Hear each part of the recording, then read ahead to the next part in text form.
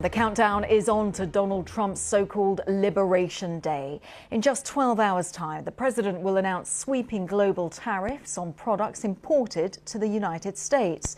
The announcement could affect trillions of dollars of U.S. imports, and there are fears that it could trigger a global trade war. Well, the head of the European Commission, Ursula von der Leyen, said that the EU was ready to retaliate to protect its interests, while Sir Keir Starmer has said that all options are on the table for the United Kingdom.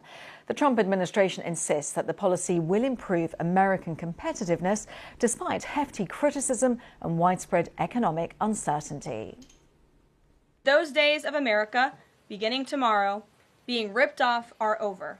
American workers and businesses will be put first under President Trump, just as he promised on the campaign trail. The president's historic action tomorrow will improve American competitiveness in every area of industry, reduce our massive trade deficits, and ultimately protect our economic and national security. Well, President Trump has already imposed a range of tariffs that target key industries and major economies.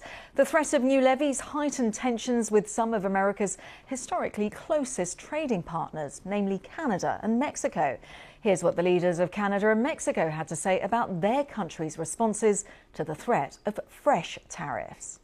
As I made clear to President Trump in our call last week, I will reject all attempts to weaken Canada, all attempts to wear us down, to break us down so that America can own us.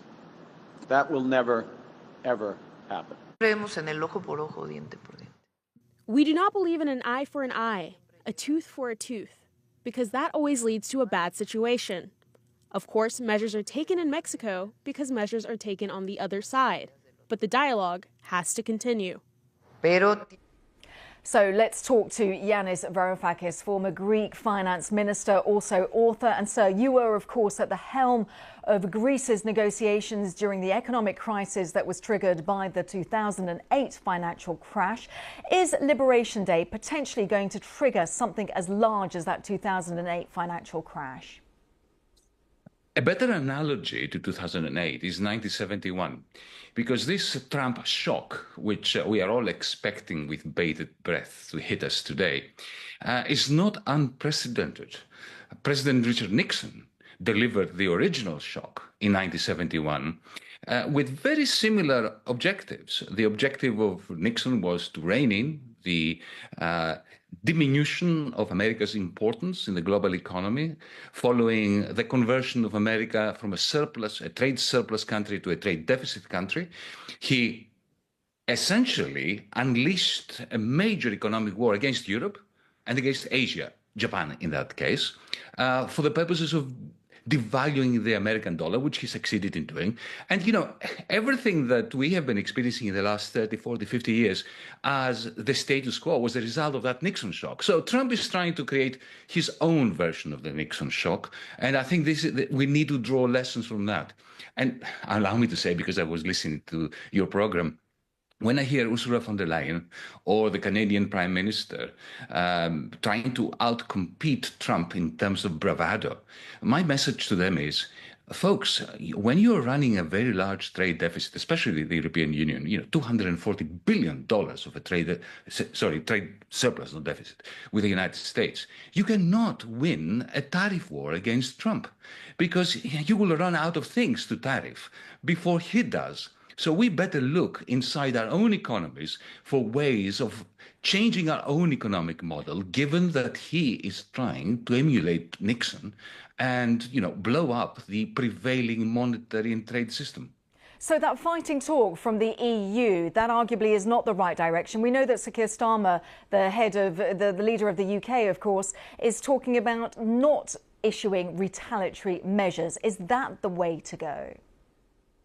Well, it's one of the very rare occasions I agree with Keir Starmer on anything, but I think he's right on this, that the best retaliation is no retaliation when you are in the weaker position because you're running a surplus with the United States.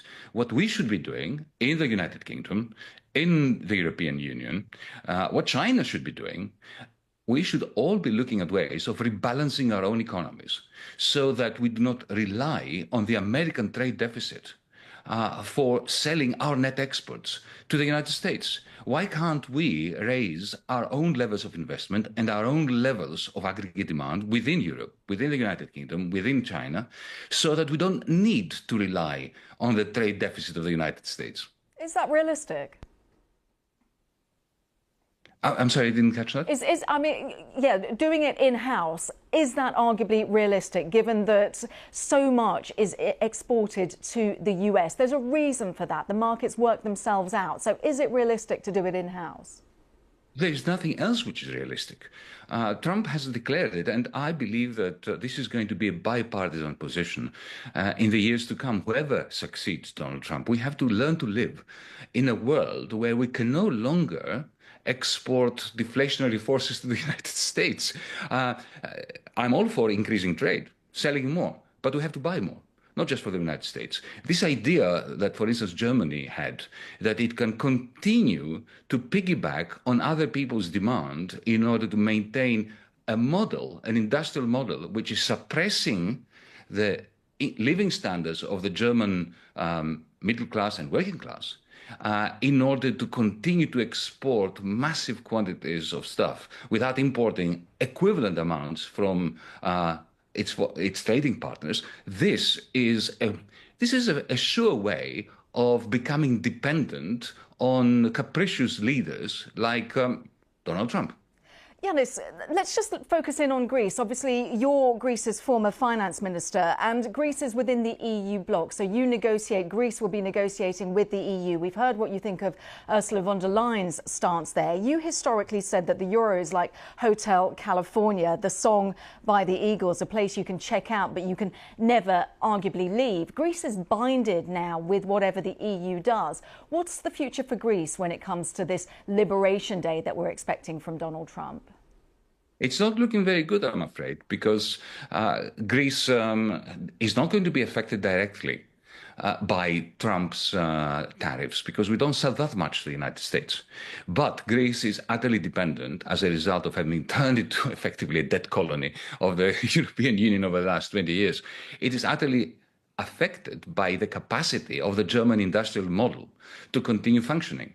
And I'm afraid that the German industrial model has shown very sure signs recently that it is kaput, that it is gone. It is simply not able to compete with Chinese technologies, especially when it comes to electric vehicles, when it comes to green energy, because let's face it, in Germany and in Europe, we have not invested in the last 15 years. We had zero actual productive net investment. So countries like Greece are essentially hoping for the best while watching Ursula von der Leyen and the incoming Chancellor of Germany trying to maintain business as usual when business cannot be maintained as usual. And just as a final thought, your assessment on how much the Trump administration will stick to this, because obviously we know he fluctuates. He says one thing, he does something else. Economic instability, markets hate that. But how likely is it that he will continue with what he declares later on today? I think we overestimate the capriciousness of Donald Trump. And he does flood the zone. This is the Steve Bannon expression, in order to keep us guessing. But that's part of his strategy. It's not that his mind is changing. He keeps us guessing. My view is that the tariffs are here to stay. They are imposed on everyone, friend and foe, simultaneously. They're a blanket tariff. And then, once they're there, essentially what we're talking about is increasing the average tariffs in the United States from 2.5%, which is where they used to be, to something like 20-25%. This is a massive increase. And then coming to each one of us, to the Brits, to the French, to the Germans, to the Japanese, to the Koreans, to the Chinese, and negotiating individually, keeping us apart, to keep us weak, and effectively exact his pound of flesh, and different pounds of flesh, different types of flesh from different countries. So from the Japanese, who have $1.2 trillion, the last time I counted, of dollar savings. He will want to sell those dollars in exchange for very long-dated American debt. From the Germans, he's going to demand that the German government doesn't do anything to impede the migration of whole production lines from Volkswagen and BMW and BASF and Siemens to the United States. So that's his strategy. It is a mistake to think that just because he's inarticulate, and for some of us politically a very poor excuse for human nature, that he doesn't have a plan. He does have a plan. We don't have a plan. It's about time we got one.